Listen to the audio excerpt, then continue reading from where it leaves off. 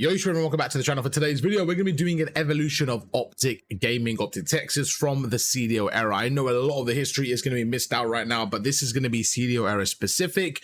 Going to be going through and breaking down their year. So what you're going to notice, if you guys are a bit new to the scene, is this is an Optic Texas. So what is Arv talking about? Well, Chicago Huntsman was basically Optic, but they had to get rebranded. So there was an Optic Gaming team. There was an Optic Chicago team in MW19, but it wasn't owned by Hex. It wasn't with Scumpy and stuff. It actually was a completely different team. This is the 1 year where basically Optic and the content behind it had to rebrand to Chicago Huntsman, the start of the CDL, and this was the team they had. They had Scumpy, Formal, Arcites, Envoy, and Gunless. Very, very weird team, 5v5, all that kind of stuff. And then they did bring in Prestart for Pristini for the end of the year to replace Gunless, because I think there was internal stuff or whatever happened there. But yeah, this was the main team in terms of everyone knew as you know, if you're an Optic fan, this is what you were. You're a fan of Scumpy, Formal, Hex, that team, right? So this is what we had. Honestly, they were a better team at LAN. I think they had one LAN win, one home event, but this is the 1 year I give a bit of a weird asterisk with, just because the overall year was all over the place. It was the first year for COVID,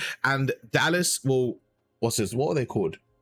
Dallas Empire. Dallas Empire were just a lot better online in general, and obviously they were still great players, but they managed to win champs, win the last major as well. So they were just a much better team overall, and Dallas were able to win that one. So I gave them a B tier here. Now, this was a really hard year to kind of rank, just because of the reason I mentioned, where it just felt a little bit all over the place. It felt like they started off so strong and the year just kind of went all over the place, especially with this whole Optic drama and Chicago drama. It was just a lot going on. So I didn't discredit them too bad. I don't think they were C tier. However, I can't put them higher than the B tier. So that's where they're going to be for me in MW19. Then we move over to Cold War. And in Cold War, we have a little bit different here. We have Cold War? Cold War should be next, right?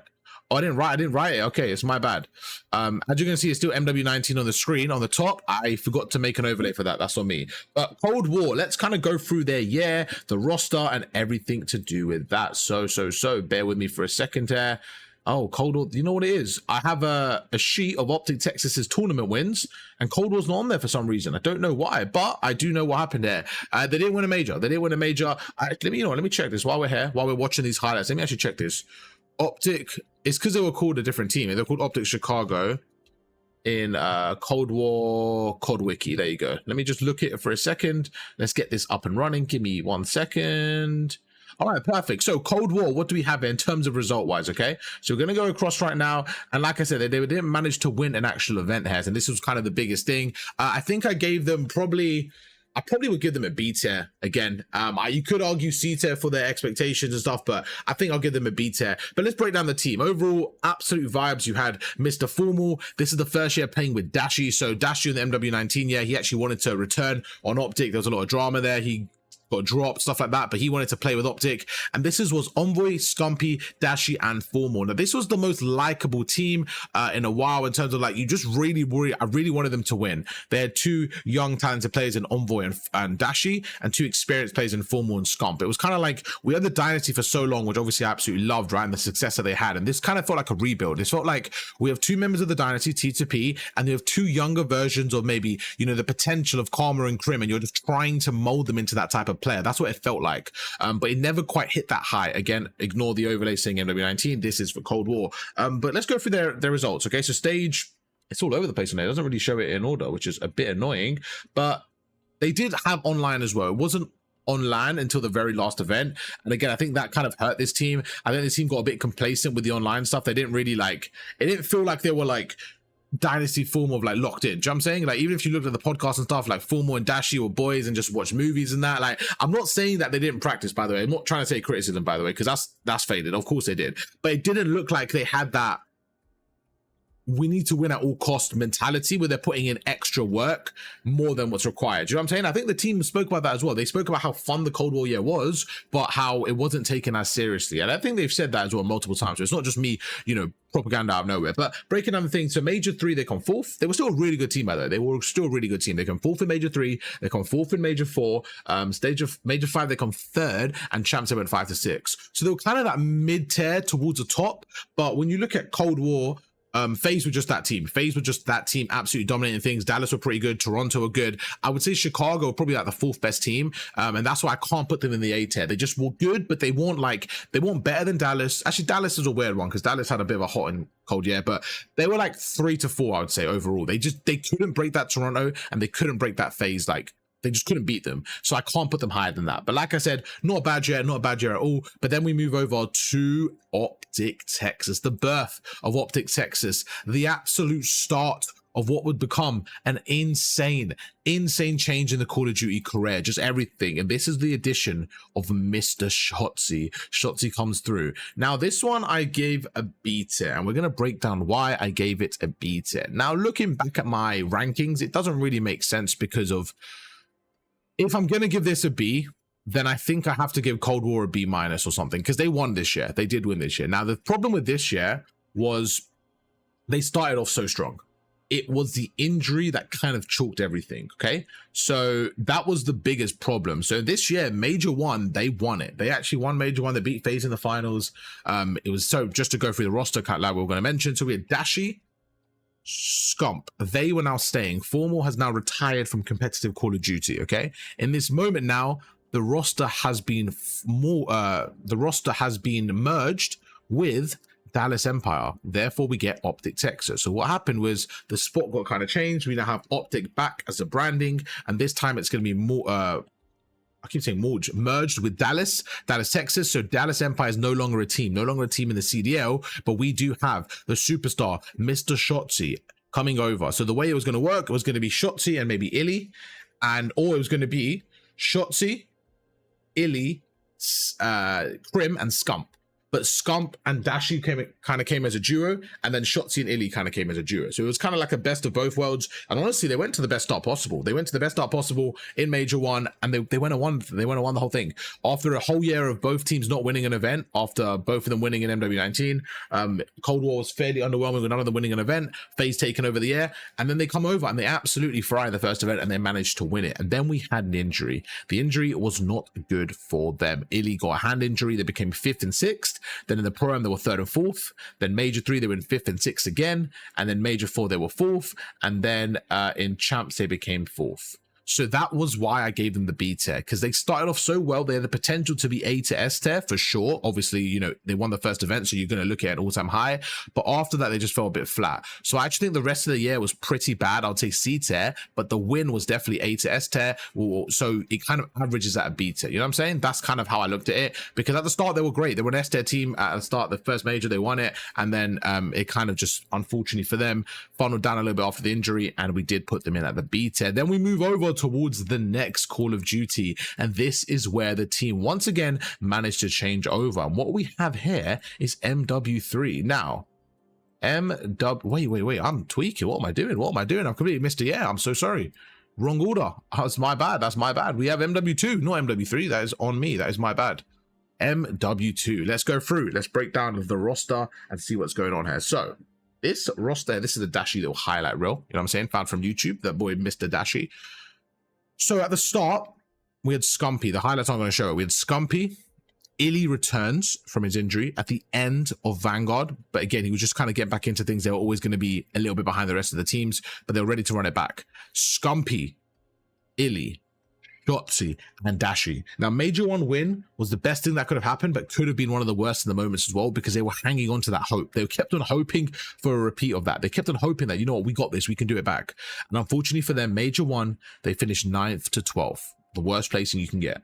Then Major 2 comes along, and Scumpy actually retires. I believe he retires after Major 1 from my memory. I would have to double check that, but there was a time where he retired. I can't remember how the order went. Maybe Illy got dropped or something. I can't remember exactly, but you're seeing it right now.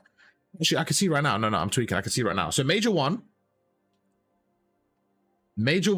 was Shotzi, Scump, Dashi, and Illy. They finished 12th, okay? Then Major 2, so for Major 2, they finished 4th, was this team that you're seeing.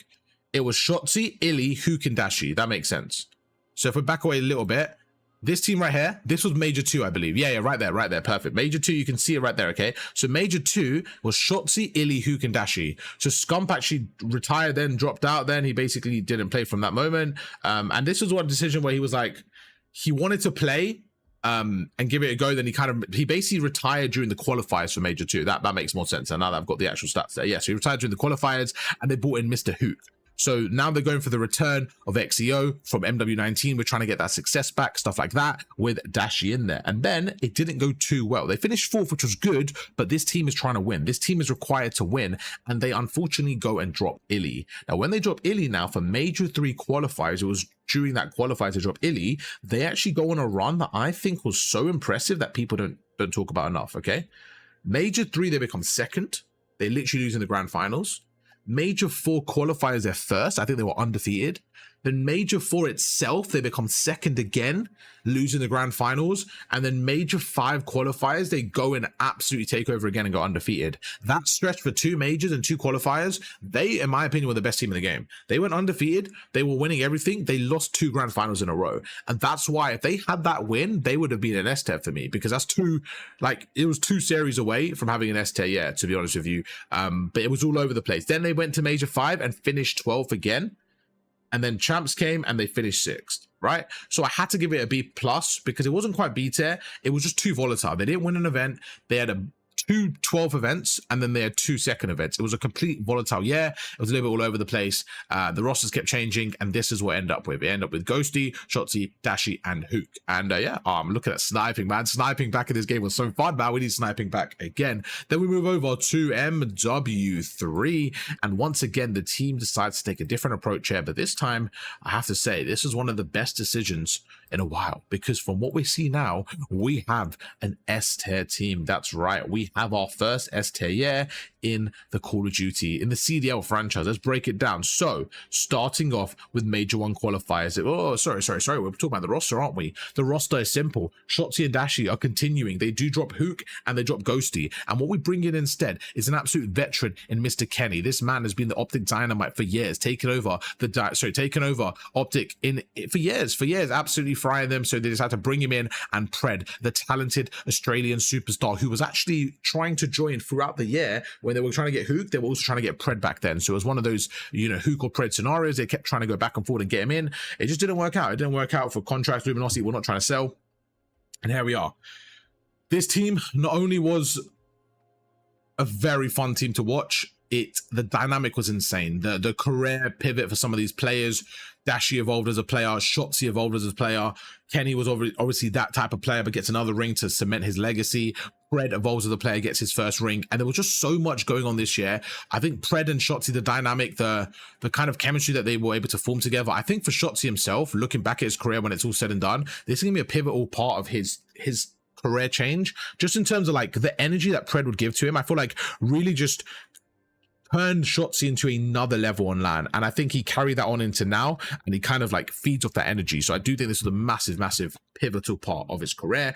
This is a really fun year. I love this year. The game itself was great, but Optic in general, like, they were a super fun team to watch. Let's break down their major. So Major 1 qualifiers, they went 5th, which is, it's not great at the start of the year finding their footing, but Major 1 itself, they do finish 3rd. Now what I will say is this year was a 3-legged race. We had Toronto, FaZe, and Optic. So you weren't going to win too many on this one, but it was always going to be like that. It was going to be very mixy. So Major 1, they finished 3rd. Major 2 qualifiers, they finished 1st. And then in Major 2 itself, they finished 2nd. So they're losing the grand final. So you can see Major 1, they're like, cool, we got 3rd, then we got 2nd, we're getting up there. Then Major 3 was no different, because they go ahead and they finish 1st. Unbelievable. They're able to go through and win a major. So they win Major 3, they're like, all right, cool, we're here, we're chilling now, we got our thing, we're good to go. And then they go across to Major 4, and they had one of the worst kind of, I would say, spirals in a month period we've seen in a while. They go and finish 4th, and they're like, what is going on? This team is obviously talented. It's nothing to do with talent. This team is insane. They're winning everything. What do we do? Oh, New York, sorry, I forgot about New York subliners. They were still definitely a dark horse in this game. I did forget about them. They obviously finished 2nd in champs. So I can't forget about New York, bro. Come on, Hydra, Sib, Kids. This is the team that they won MW2 last year. So they were definitely a good team going into this year as well. So I forgot about them. My apologies. Not to disrespect the New York subliners. But yeah, they finished 4th in Major 3, and they're like, okay, this might be chalk now. Then we go over to to champs, and this is where they have to get S-tier for me. As soon as you win champs, it is S-tier. You know what I'm saying? No matter what happens the rest of the year, You win champs, it's got to be S tier. They go through, they win champs, and not only do they win champs, they also won another major. They have to hit S tier for me. It is what it is. They just did a phenomenal job. They come back after major 4, finishing 12th, and they managed to win champs. And then we have EWC, and they do lose. It's not on this bracket, but they have EWC, and they lose to FaZe, I think, for like 4th or something like that. It was like something like that. But yeah, so overall, it was a really good year. It was definitely a really good year for them. Obviously, they had a 12 finish, but besides that, they finished 2nd, 3rd, and they got 2 chips. I don't think in this competitive era, you're going to get much more. It's really difficult to get much more than that. Then we go over towards Black Ops 6 this year. When I say roller coaster, I mean, that is just exactly what it is. Starting off with the roster. The roster, of course, they won champs. They're going to keep it the same. Of course, why would you not?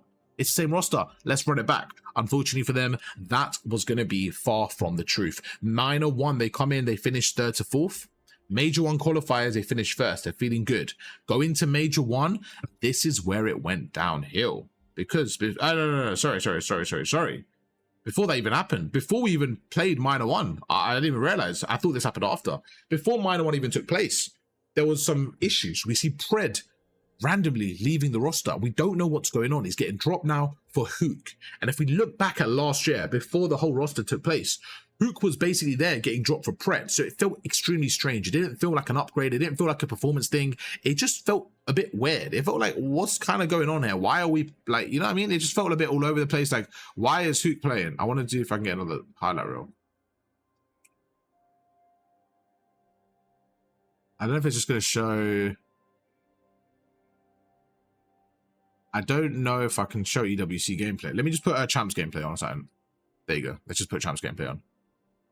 I think it's fine, but just in case I can't show EWC, there you go. We'll just put champs gameplay on. It should be same thing. But yeah, so Minor 1, before anything even happened, before any Call of Duty even played, we played like, I think 2 qualifier matches, and we basically leave Pred for Hook. Everyone's confused. The fans are like, what's going on? We just ran it back after winning champs. Like, something's going on internally. And it was obvious. It was so obvious to the fans that something was going on internally, because we just didn't see anything like it from the team. That, you know, the team felt a bit weird, felt a bit disjointed. It felt a little bit, it just felt odd. Something was like hidden. It didn't feel right. So they go through, and that roster didn't do great. They finished 3rd and 4th, which is obviously okay. Not too bad. But they go to Major 1 and they finish 7th to 8th. And again, you're looking at this like, oh my God, like, we just won champs. So, you know, we're expecting an all-time high here. We're expected to carry on the momentum, and it just doesn't quite work out. And then before Minor 2, we get an update. We get a change.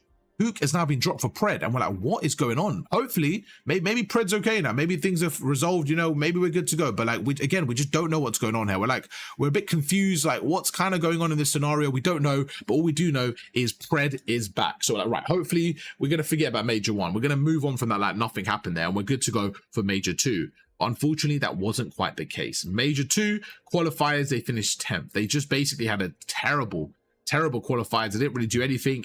And before we hit Major 2, before we even go to Major 2, we have another roster change. But this time, Pred's on the team. It's Kenny being dropped for Skies. So now again, the rosters are just all over the place. They go across, they go towards Major 2. Skies with barely any practice, literally playing, I think, no league matches, straight to the major, or maybe 1 league match at max.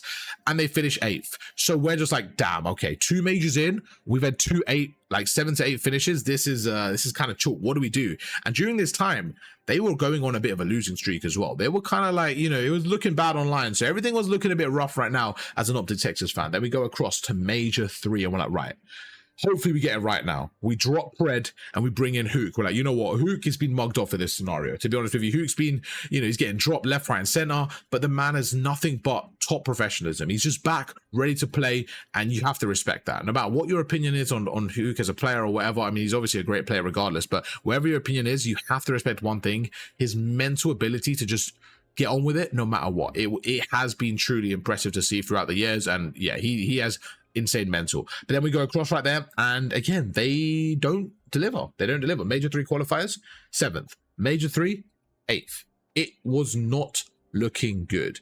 They were on like an 0-18 stretch. Everything just looked bad. But one thing we saw at Major 3, one thing we were able to see during this Major 3 was a man called Mercules. Mercules comes in for Toronto Ultra, and during this time, we're like, okay, this kid's got a bit of talent, and everyone's hoping, well, listen, Skies, we appreciate you joining us for a little bit. It's nothing personal. All the Green Wall fans wanted this man in. Now, Shotzi and Dashi, they had enough. They had enough of this roster mania stuff. They're like, bro, we've been going through this for a while. We need to But Big Hex, Mr. Hector himself, the boss, that said, you know what? This is my roster. We're doing things one way, and we're getting some wins on the board. I will take the responsibility. I'll take the blame if it goes away, but we have to make this move. They bring in a man called Mercules for Skies. Major 4 qualifiers comes through. They're not winning everything. They're losing some series, but it's looking different. It's looking like a fresh start. We're like, hang on. But this team that went 0-18, I know they're not winning right now, but it looks better. You could just see the instant improvement. And at this time, FaZe and Thieves are they're in the sky. They're absolutely frying everyone. They're top 2 teams. So it's looking a bit like, okay, we're going to have some work to catch up to them. We're not going to catch up overnight. That makes sense, you know? So we go across right now and we bring in Mr. Mercules. For the qualifiers, we finished 3rd. Then Major 4, and this is what I was actually impressed, we finished 4th. Considering we just had 2 top 12 finishes, basically, I was happy with 4th. I said, you know what? We're being realistic. In the 2 weeks we've had, or whatever it was, the fact that we're finished 4th now, I think is great progress, because there's a world where we could low-key compete at champs. There was no hope to win champs at that point. It was a dream. But then that's what dreams are made of. We go through to champs. Mercules comes in with an absolute MVP performance like you've seen no other. I need to show some clips of that man Mercules, because this man puts on a clinic, something we've not seen before since Simp in Black Ops 4. It was an absolute takeover from the rookie, and Mercules had arguably one of the best champs performances ever. Definitely top 3, top 5. People comparing to Formal. I obviously know Formal played a ton more series and maps, but you know, we can only play what's in front of us in this scenario, so I'm not going to compare the two, because both of them had a great job there.